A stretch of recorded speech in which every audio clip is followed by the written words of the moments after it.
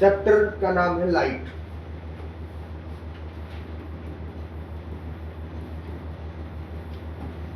सुना होगा लाइट क्या होता है। लाइट का तुमसे पूछ लिया जाए, जोंटी लाइट पूछ लिया जाए, what is light? Radiation form of energy which makes a sensation of sight. तो बेस्ट आंसर। सही में लाइट क्या है? एक it is a type of energy which makes sensation in our eyes or sight। देखने की जो सेंसेशन हमारी आईज में पैदा कर रही है तो वो लाइट से ही पैदा हो रही है। अगर लाइट नहीं होगी ना तो हमें दिखेगा नहीं। अंधेरा अंधेरा अंधेरे से जिसको डर लगता है ना वो मेरे दिमाग में एक बात डाल दो, अंधेरा darkness means absence of light। बस कुछ नहीं है डार्कनेस। जिस दिन तुम्हारे दिमाग में सिर्फ ये रहेगा ना उस दिन तुम्हारे को अंधेरा ना कोई अजीब चीज लगेगी, डार्कनेस कोई गलत अलग चीज है ही नहीं। मीन्स कि वहां पर क्या है? लाइट नहीं है। सब कुछ वैसा का वैसा ही है, बस वहां पर लाइट नहीं है, एब्सेंस ऑफ लाइट है। जिस दिन दिमाग में ये बात रखोगे उस दिन तुम्हें डार्कनेस से डर ही लगना बंद हो जाएगा। क्योंकि तुम फिर क्या है कि अजीब से अजीब चीजें जो दिमाग में सोचते हैं ना डार्कनेस के टाइम पे वो चीजें खत्म हो जाएंगी। फिर हम क्या सोचेंगे डार्कनेस में? हम सिर्फ ये सोचेंगे अभी यहाँ पे एकदम से डार्कनेस हो जाए तो हमारे दिमाग में, मेरे दिमाग में पता क्या रहेगा? हाँ भाई यहाँ पर तो बैठा था सिद्धार्थ, उसकी जीएस है, फिर निशा है, फिर वो है सृष्टि है, फिर माही है, फिर रिया है, यहाँ ज्योति बैठा है। कोई और फालतू की चीज है ही नहीं मेरे दिमाग में। डार्कनेस, क्योंकि मेरे को पता है कि डार्कनेस में कुछ चेंज नहीं हुआ, सिर्फ एक चीज चेंज हुई है। क्या? लाइट नहीं है। बस लाइट एकदम से चली गई है, लाइट एब्सेंट हो गई है बस। अब फालतू की चीजें अगर मेरे दिमाग में रहेगी तो फिर मेरे दिमाग में पता नहीं क्या क्या इमेजिनेशन, कुछ नहीं होता, सिर्फ दिमाग की इमेजिनेशन। लाइट से स्टार्ट करते हैं। Light is a form of energy और सबसे देखा जाए तो सबसे बड़ा सोर्स ऑफ एनर्जी हमारे अर्थ पे तो है ही। अर्थ पे क्या है? अर्थ की बात करते हैं तो अर्थ पे क्या है? सोर्स ऑफ एनर्जी क्या है? लाइट। अगर सही में सनलाइट ना होती ना तो कुछ भी नहीं होता, क्योंकि हम भी अगर जिंदा है तो लाइट की, सनलाइट की वजह से ही लाइफ हमारी पॉसिबल हो पाई है। क्यों? क्योंकि सोर्स ऑफ एनर्जी हमारे लिए भी हम जो खा रहे हैं ना वो सनलाइट की वजह से मिल रहा है हमारे। हम प्लांट्स पे डिपेंड है।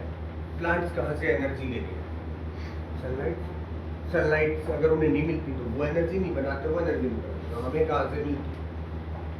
सब कुछ इसी पे डिपेंड है। अब लाइट जो है बेटा, ये कॉन्सेप्ट थोड़ा सा ना अलग, अदर एनर्जी से थोड़ा अलग कॉन्सेप्ट है, ज्यादा डीप कॉन्सेप्ट है। इसीलिए ना इसके बारे में ना अभी तक भी है ना थ्योरीज बनती जा रही है। इसमें ना देखो कोई भी चीज है ना कोई भी चीजें है वो सबसे पहली थ्योरी तो हमारी यही होती है। तो वो किससे बनी हुई है? पार्टिकल्स से बनी। किससे बनी हुई है? तो जब लाइट के बारे में पार्टिकल्स की तरह सोचा गया तो थ्योरी लिखी गई पार्टिकल थ्योरी। ठीक है, CAL पार्टिकल थ्योरी। अब पार्टिकल थ्योरी में क्या था? पार्टिकल थ्योरी में इसमें ये बात आया कि लाइट है ना पार्टिकल से बनी हुई है और ये बात प्रूव भी की गई। प्रूव होती है, आज भी प्रूव होती है। Tyndall effect. टिंडल इफेक्ट किसकी वजह से होता है? स्कैटरिंग ऑफ लाइट की वजह से। स्कैटरिंग मतलब कोई चीज जब टूट के बिखर जाती है, दैट इज स्कैटरिंग। और लाइट भी टूट के बिखर रही है, टिंडल इफेक्ट के इसी का एग्जांपल है।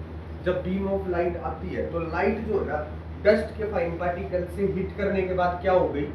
उसके पार्टिकल्स फैल गए इधर उधर, जिसकी वजह से हमें क्या दिख रहा है? पाथ ऑफ लाइट दिखाई दे रहा है। समझ रहे? तो इससे हमारे को पता लग रहा है कि लाइट किससे बनी हो? Particle of light. लाइट के पार्टिकल को क्या बोलते हैं? फोटोन।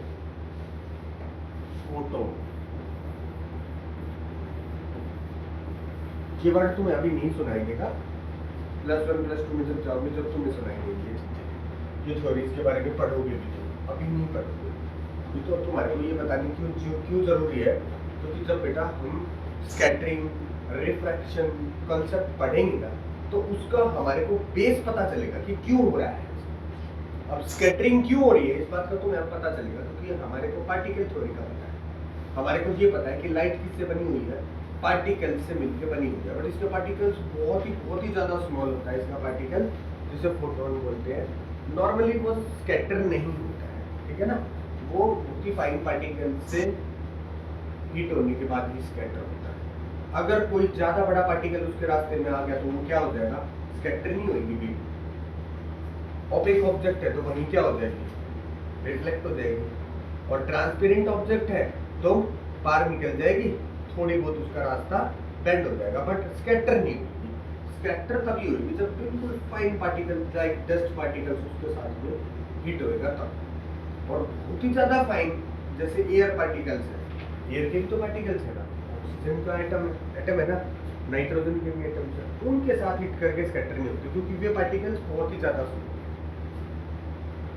तो डस्ट पार्टिकल्स के टाइप के पार्टिकल्स अगर उसके रास्ते में आते हैं तो वो स्कैटर होता है, लाइट, समझ गए। अब एनर्जी के बारे में जब भी हम देखते हैं, जैसे साउंड एनर्जी के बारे में ही पढ़ा है, तुमने कभी पढ़ा है। साउंड एनर्जी के बारे में भी जब हम पढ़ते तो हमने देखा था कि वो एनर्जी जो है ना मीडियम से ही ट्रैवल करती है, पढ़ा था ना, याद हो तुम्हारे को, जब डोर बेल को वैक्यूम के अंदर बजाया गया तो उसकी आवाज ही नहीं सुनाई दे रही थी। क्यों? क्योंकि साउंड एनर्जी को इधर उधर ले जाने के लिए मीडियम की जरूरत है। वो मीडियम या तो एयर है या सॉलिड है या लिक्विड है, कुछ तो होना ही चाहिए। बट लाइट एनर्जी के साथ ऐसा नहीं। इस वजह से एक और थ्योरी निकल के आती है, वो थ्योरी है वेव थ्योरी।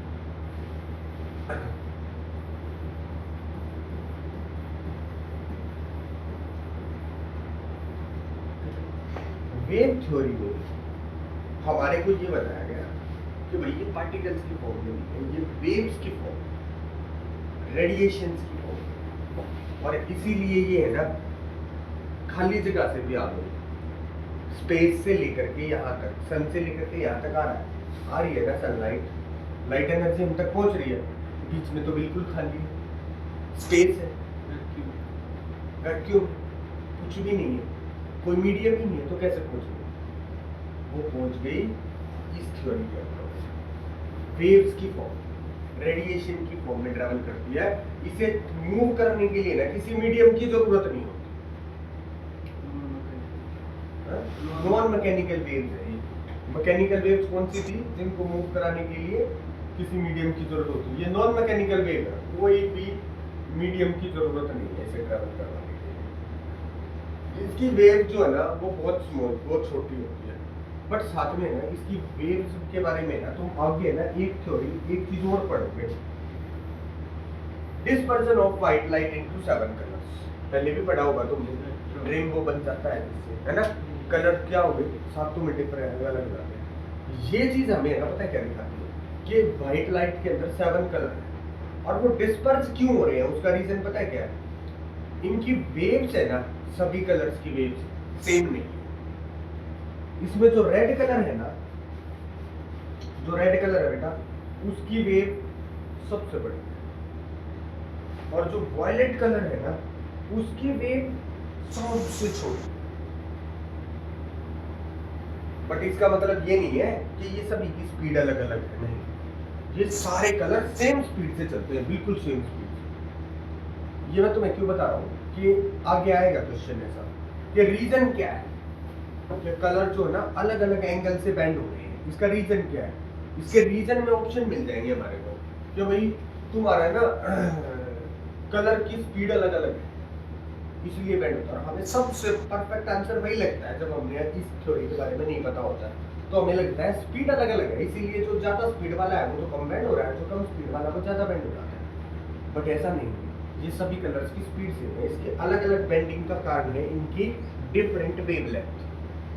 जिस एंगल, जिस कलर की सबसे ज्यादा बड़ी वेवलेंथ होती है ना वो सबसे कम बेंड होता है। जैसे ही उसका मीडियम चेंज होता है ना, समझ गए, स्पेस से एयर में एंटर हुआ है तो मीडियम चेंज हो गया, एयर से लिक्विड में एंटर हो रहा है तो मीडियम चेंज हो गया, एयर से ग्लास में चेंज हो रहा है, एंटर हो रहा है तो मीडियम चेंज हो गया, समझ गए।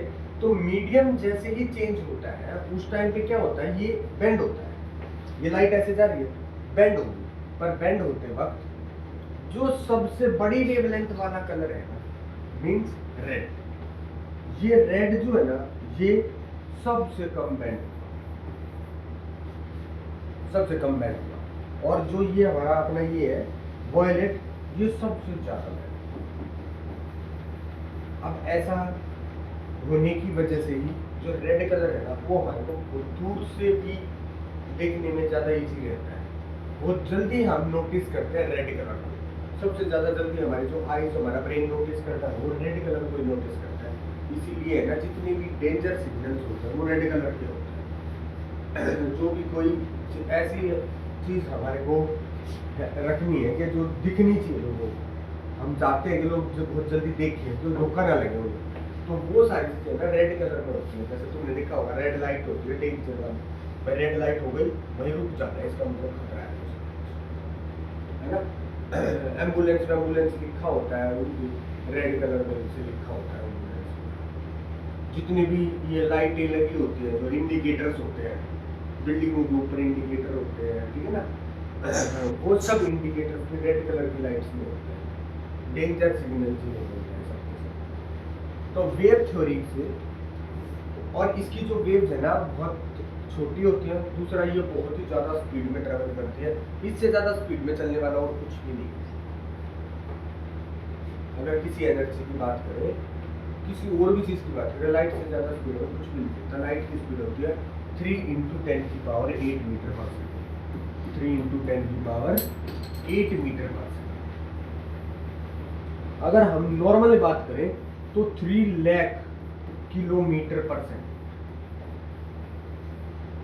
3 लाख किलोमीटर एक सेकंड में ट्रेवल करती है लाइट की ये।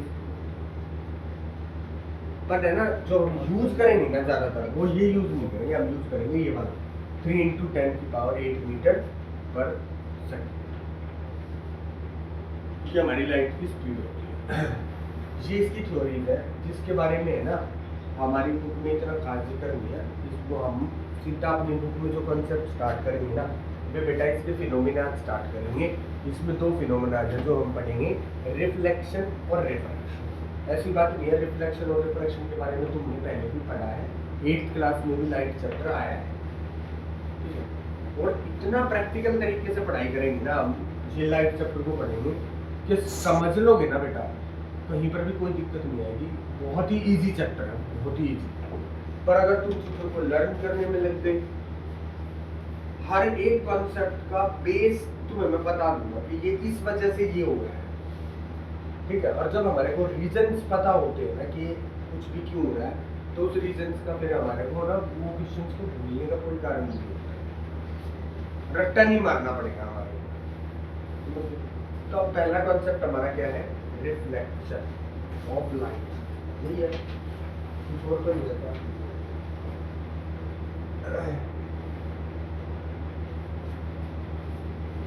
यही है, हमें कुछ भी चीजें दिखाई देती है ना, और रिफ्लेक्शन की वजह से ही दिखाई देती है बेटा। अगर रिफ्लेक्शन नहीं होता तो हमें कुछ भी दिखाई नहीं देता।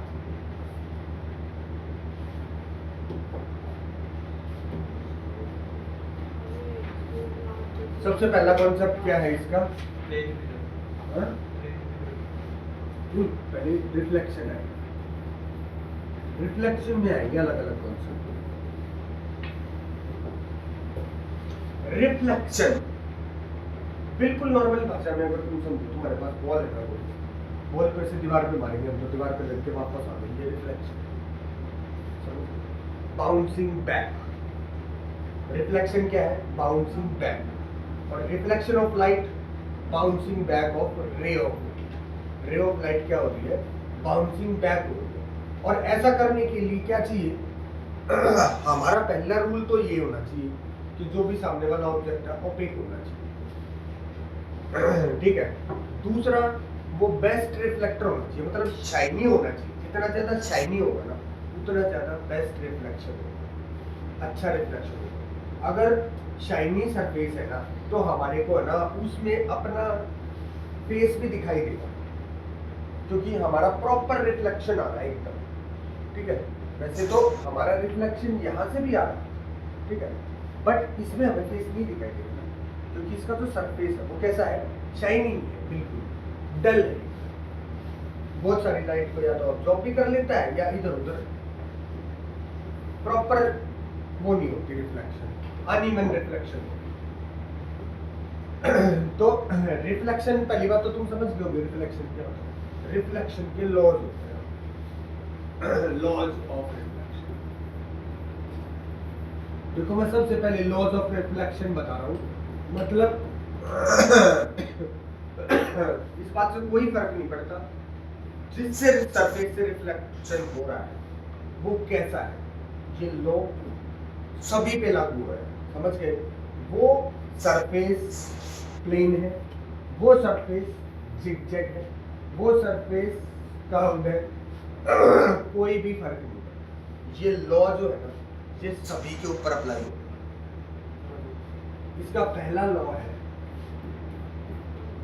I is equal to R। लिखना शॉर्ट में है, समझ गए, क्योंकि नोट्स भी तुम बनाओ ना, तुम इसके नोट्स इतने छोटे से हैं, वो लॉ ऑफ रिफ्लेक्शन को ना तुम बहुत इजीली लिख सकते हो। I equal to R। अब I क्या है और R क्या है, पहले ये समझना।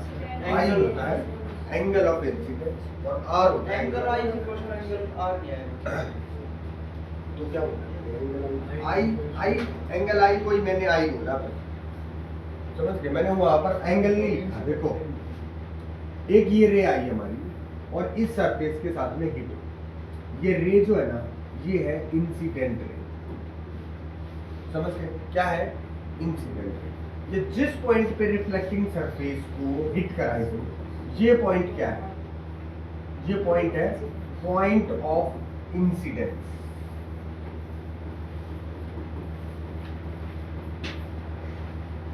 क्या है ये पॉइंट ऑफ इंसिडेंस। अब ये जैसे इस पे हिट होगा, ये बात तो कंफर्म है कि ये ऑब्जेक्ट क्या है ऑपेक, पीछे से क्या है पेंटेड है, इसमें से ट्रांसपेरेंट नहीं है। तो जैसे ये हिट होगा तो ये रिफ्लेक्ट होगा वापस, ठीक है। तो जो रिफ्लेक्ट होकर के वापस रे आएगी, दैट रे इज कॉल्ड रिफ्लेक्टेड रे, समझ गए। अब आएगा एंगल आई और एंगल आर। अब तुम मेरी बात समझना, मैं यहाँ पर पहले ना गलत बताऊंगा कि तुम गलती क्या करते हो। हम क्या गलती करते हैं, हम इसको आई बोल देते हैं और इसको आर बोल देते हैं, ये गलत है, समझ गए। ये कभी भी एंगल आई और एंगल आर नहीं। एंगल आई और एंगल आर बनाने के लिए हमें यहाँ पर एक और रे बनानी पड़ेगी, जिस रे को बोलते हैं नॉर्मल रे, समझ गए। मैंने तुम्हें पहले गलत बताया है क्योंकि मैं चाहता हूँ तुम्हें गलती का पता लगे, जो गलती करते हैं हम लोग। नॉर्मल रे क्या होती है, जो पॉइंट ऑफ इंसिडेंस से इस सरफेस के, जो हमारा रिफ्लेक्टिंग सरफेस है उससे परपेंडिकुलर ड्रॉ होती है, ये क्या होती है नॉर्मल। ध्यान रखना, ये नॉर्मल रे परपेंडिकुलर है इस रिफ्लेक्टिंग सरफेस। तो जैसे भी सरफेस होगा, मान लो ये सरफेस ऐसे है तो ये वाली नॉर्मल रे होगी, समझ गए। ये सरफेस ऐसे है तो ये वाली नॉर्मल रे हो गई, ये सरफेस बिल्कुल ऐसे है तो ये वाली नॉर्मल रे हो गई। मतलब जो रिफ्लेक्टिंग सरफेस है ना उसके ऊपर परपेंडिकुलर रे बनानी है हमारी, वो जिस भी तरह से, तो ये वाली हमारी नॉर्मल रे। अब जो आई है ना बेटा, वो है angle between incident ray and normal, समझ में आ गई बात। जो ये वाला है हमारा,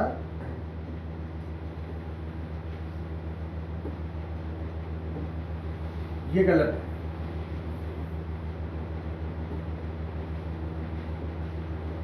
और एंगल ऑफ रिफ्लेक्शन क्या है, angle between the reflected ray and. अगर तुमसे कोई पूछ ले definition, angle of incidence, angle between the incident ray and normal. और अगर तुमसे पूछा एंगल ऑफ रिफ्लेक्शन, तो angle between the reflected ray and normal. ये हमारे क्या हो गए एंगल। तो जब भी रिफ्लेक्शन हो रहा है ना, चाहे वो सरफेस कैसा भी है, हमेशा I इक्वल टू R होगा, कंफर्म है। अब तुम सोचोगे कि सर ये वाले पे कैसे हो जाएगा, ये वाले पे भी हो जाएगा, ये वाले पे कैसे होगा, ये वाले पे भी हो जाएगा।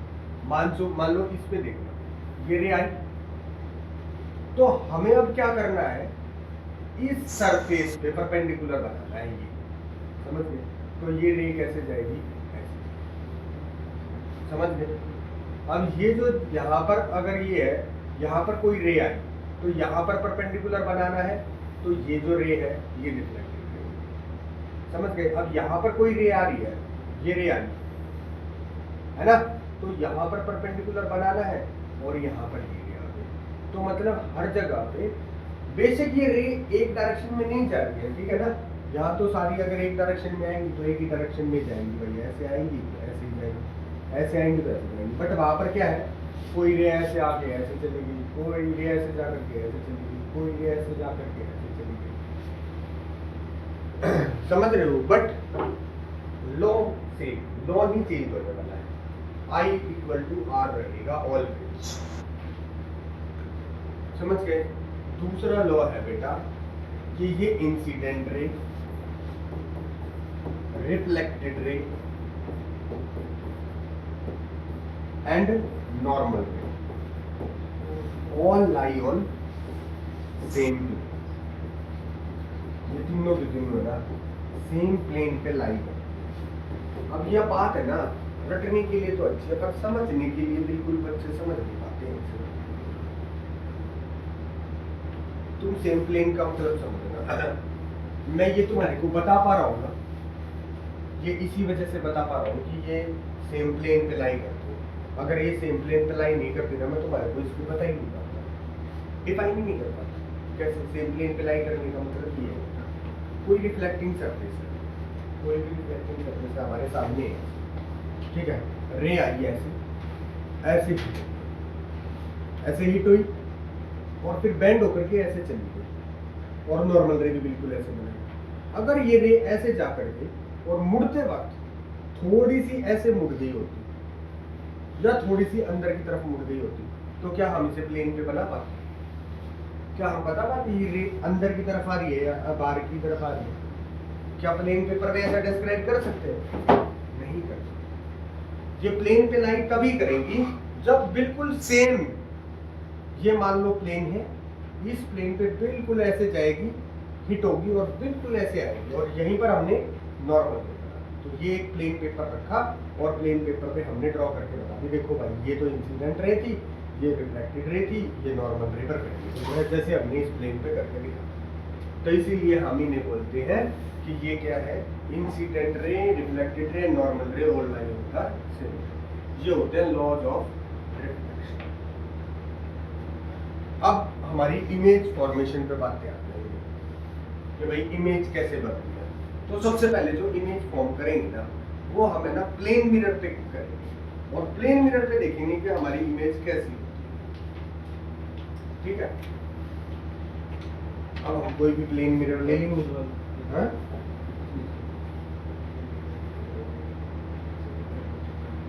हमने ले लिया भाई ये प्लेन मिरर ले लिया, ठीक है। हमारे सामने ये एक ऑब्जेक्ट है, ठीक है, इसकी इमेज। अब ये ऑब्जेक्ट कैसा है, ये मिरर कैसा है, शाइनी तो है पर पीछे से पेंटेड है या कार्डबोर्ड लगा दिया है, पॉलिश्ड है, ठीक है ना। इसको बहुत अच्छा रिफ्लेक्ट करने के लिए पता क्या करते हैं, बहुत महंगे भी आते हैं मिरर, सिल्वर फॉइल लगा देते हैं। सिल्वर महंगा होता है तो इसीलिए वो मिरर भी थोड़े महंगे हो जाते हैं। सबसे बेस्ट रिफ्लेक्टर क्या होता है, सिल्वर होता है। तो सिल्वर की फॉइल लगा देते हैं। फॉइल दिखा है तुमने, जैसे एल्यूमिनियम फॉइल होता है रोटी कट करने वाला, तो सिल्वर का फॉइल लगा करके फिर उसके बाद उसके पीछे कार्डबोर्ड, पेंट कुछ भी कर कर आते हैं। सस्ते भी आते हैं, सस्ते मिरर में कुछ नहीं होता, नॉर्मल उसको पेंट कर देते हैं, वो भी अच्छी शक्ल दिखाता है, कोई ऐसी बात नहीं। शक्ल तो जैसी है वैसी ही दिखेगी, है ना। वो होता है कि बहुत अच्छे अच्छे भाई जिम है या कोई ये है कि जो ब्यूटी पार्लर वगैरह जो होते हैं, इन पे ऐसे मिरर्स होते हैं ज़्यादा, और भाई घरों में भी महंगी महंगी मिरर लगा देते हैं। पर नॉर्मली क्या होता है, ये ऐसा मिरर होता है हमारे जैसे घरों में, नॉर्मल घरों में हम अपना ऐसा ही मिरर लगाते हैं जिसके पीछे ना कार्डबोर्ड सा लगा होता है, बस ऐसा कुछ खास भी नहीं होता। पीछे पेंट करके पीछे कार्डबोर्ड की एक सपोर्ट सी होती है कि टूटेगा मिरर, थोड़े दिन में वो कार्डबोर्ड गीला गीला होकर के फूल जाता है, मिरर भी खराब होता है। तो इसमें क्या होता है, ये रिफ्लेक्शन कर रहा है। हमारी को ये बात कंफर्म पता है कि ये जो ऑब्जेक्ट है इससे जो रे रिफ्लेक्ट होगी यहाँ से आ जाएगी, वो कंफर्म है कि वो रे पार तो नहीं निकलेगी, नहीं निकलेगी ना, वो रे किस तरफ जाएगी, वापस आएगी। पर हमारे को हमारी इमेज कहाँ दिखाई देती है, मिरर के अंदर, और बल्कि हमारा डिस्टेंस जितना मिरर से होता है हमारी इमेज भी मिरर में उतना ही अंदर दिखाई देती है। जो ऑब्जेक्ट है और ये क्या है, इमेज। ये कैसे होगा, रे तो कोई अंदर चाहिए नहीं, इसीलिए ये जो इमेज है ना इसे वर्चुअल इमेज बोलते हैं। ये असली इमेज नहीं है, नकली है, क्योंकि असली इमेज तो वहां कभी बन ही नहीं सकती, क्योंकि क्लियरली हमें पता है कि ये ऑब्जेक्ट कैसा है, ये जो मिरर है ये कैसा है, ओपेक है भाई, इसमें से तो कोई रे अंदर ही नहीं जा रही, तो ये इमेज कैसी है, वर्चुअल। तो हमारा प्लेन मिरर का सबसे पहला लॉ क्या है, कैरेक्टर भी बोल देते हो, characteristics of the image form by plane mirror. सबसे पहली क्या, वर्चुअल। वर्चुअल के साथ एक चीज और लिख लेना, सीधी इमेज बनी है ना, हमारे सर ऊपर है पैर नीचे है, तो इधर भी सर ऊपर और पैर नीचे ही है, ऐसा तो नहीं है सर नीचे और पैर ऊपर, नहीं है ना, तो हमारे को मिरर में दिखता है बिल्कुल सीधा ही दिखता है। तो ये जो चीज है ना ये क्या है, erect, virtual and erect. But एक गड़बड़ हो जाती है, क्या, तुम मिरर के सामने जा करके देखना, तुम अपना लेफ्ट उठाओगे तुम्हें लगेगा यार मेरा राइट उठा है ना, राइट हैंड उठाओगे तुम्हें लगेगा तुम्हें लेफ्ट हैंड उठाया है। और तुम कुछ लिखा हुआ देखो यार, कुछ बड़ा सा लिखो, अपना नाम लिखो भाई, अजय लिखा, मिरर में देखा, ओए ये क्या लिख दिया, पढ़ने में ही नहीं आ रहा है ना, उल्टा दिखेगा बिल्कुल, उल्टा नहीं, उल्टा एक तो ऐसे होता है कि भाई ये सीधा ये था, और जैसे ये इसका भाई ये ऊपर है नीचे है, ऐसे है ना, और एक उल्टा ये होता है, ये और ये नहीं, उसमें पता है क्या दिखेगा, ये लेफ्ट राइट और राइट, इसको राइट लेफ्ट रिवर्सल इमेज भी बोलते हैं, जिसको हम लाइट के इस चैप्टर की फिजिक्स लैंग्वेज में बोलते हैं लैटरल इन्वर्जन इमेज, ठीक है, लैटरल इन्वर्जन। वैसे ऐसी बात नहीं है, ये जो बातें मैं तुम्हें बता रहा हूँ ना, तुमने ये पहले नोटिस कर ली होगी, एम्बुलेंस देखा होगा तुमने, एम्बुलेंस के आगे की तरफ क्या लिखा होता है, उल्टा, लेटरल इन्वर्जन में लिखा होता है पहले ही, कि किसी के साइड मिरर में दिखेगा ना तो उसको एम्बुलेंस ही लिखा हुआ है, ठीक है ना। तो प्लेन मिरर क्या जो दूसरा कैरेक्टर है, लेटरल इन्वर्जन। तीसरा, अब शॉर्ट में लिखूंगा, u is equal to v। u क्या है, object distance from the mirror. ध्यान रखना, object distance from the mirror किससे डिनोट करते हैं, u से। और दूसरा इमेज, यार रुक जाओ ना यार, image distance from the mirror is, ध्यान रखना जब हम ये डिस्टेंस u और v बोल रहे हैं ना, तो मिरर से डिस्टेंस, ऐसा नहीं है कि ऑब्जेक्ट और इमेज का डिस्टेंस, नहीं, ऑब्जेक्ट से मिरर का u और मिरर से इमेज का v। तो जब भी तुम मिरर के आगे खड़े होते हो, तुम देखना जितना तुम मिरर के नजदीक आते जाओगे तुम्हारी इमेज भी नजदीक आ जाएगी। बच्चे तो और उसको देख देख के ना जब छोटे छोटे थे तो बिल्कुल नाक के ऐसे चिपका देते, है ना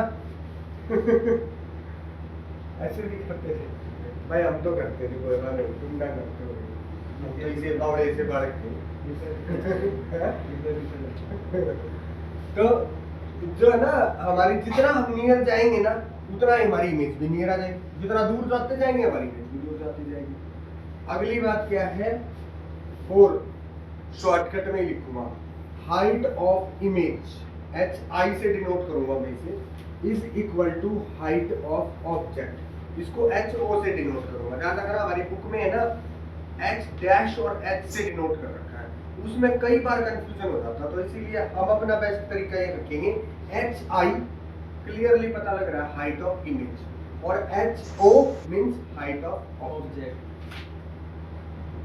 ये चार हैं प्लेन मिरर की इमेज फॉर्म जो होती है उसके कैरेक्टर्स, जो तुम मेरे ख्याल से इतने शॉर्टकट में लिखोगे तुम्हें ना बहुत अच्छा वर्ड पता रहेगा। पता क्या, वर्चुअल इंडिरेक्ट में तुम्हें वर्चुअल का मतलब पता चल गया होगा, है ना। जो भी इमेज, अगर मिरर की बात करें, जो मिरर के अंदर या मिरर के पीछे बोलते हैं बनती है, वो इमेज क्या होती है, वर्चुअल होती है। कंफर्म्ड वर्चुअल होगी, क्योंकि सही बात ये हमारे को क्लियरली पता है हमारा मिरर तो वो ठीक है, तो अंदर तो रेज आ ही नहीं सकती, तो अंदर कैसी इमेज बनेगी, वो कैसी इमेज है, वर्चुअल इमेज। रियल इमेज तो उसकी इधर बनेगी, क्योंकि सारी जो है ना रेज क्या हो रही है, रिफ्लेक्ट होकर के वापस आने लग रही है, ठीक है। तो वर्चुअल अगर ऐसे याद करोगे तो वर्चुअल का मतलब तुम्हें समझ में आ जाएगा। इरेक्ट मतलब सीधा, इन्वर्टेड मतलब उल्टा, इन्वर्टेड वर्ड आएगा तब देखिएगा। लैटरल इन्वर्जन का मतलब तुम्हें समझ में आ गया, मतलब left right reverse, left right पलट गई चीजें। फिर UV, U equal to V, तो तुम्हारे को पता होगा U क्या है, object distance from the mirror, and V is image distance from the mirror. HI equal to HO, HI height of image is equal to height of object. Object बड़ा है, image भी बड़ी है, ऑब्जेक्ट छोटा है, image भी छोटी है। तो इमेज की हाइट हमेशा किसके इक्वल होती है, ऑब्जेक्ट की हाइट के इक्वल ही होती है, अगर प्लेन मिरर है, ठीक है ना। स्फेरिकल मिरर्स आगे लेंगे, पता लगाएंगे क्या होता है, तो तुम्हें पता लग जाएगा कि स्फेरिकल मिरर जो है ना उसमें ऐसा नहीं होता है, उसमें इमेज कई बार छोटी भी बनती है, कई बार बड़ी भी बनती है, ठीक है। तो कल आज तुम लाइट में इतना ही कर लो, कल लाइट में फिर आगे और चीजें स्टार्ट करवाएंगे। पहले मैं तुम्हारे को बहुत सारी टर्म्स लिखवाऊंगा जिनके सभी के मतलब तुम्हें पता होना चाहिए, और कुछ टर्म्स आज कवर भी हो गई है देखा जाए तो, virtual, erect, lateral inversion, UV, HI, HO, ये सब की सब टर्म्स है जो बहुत बार यूज होने वाली है हर जगह, ठीक है। आज लाइट का इतना ही, कल लाइट आगे यहाँ से स्टार्ट करेंगे। Okay, good bye.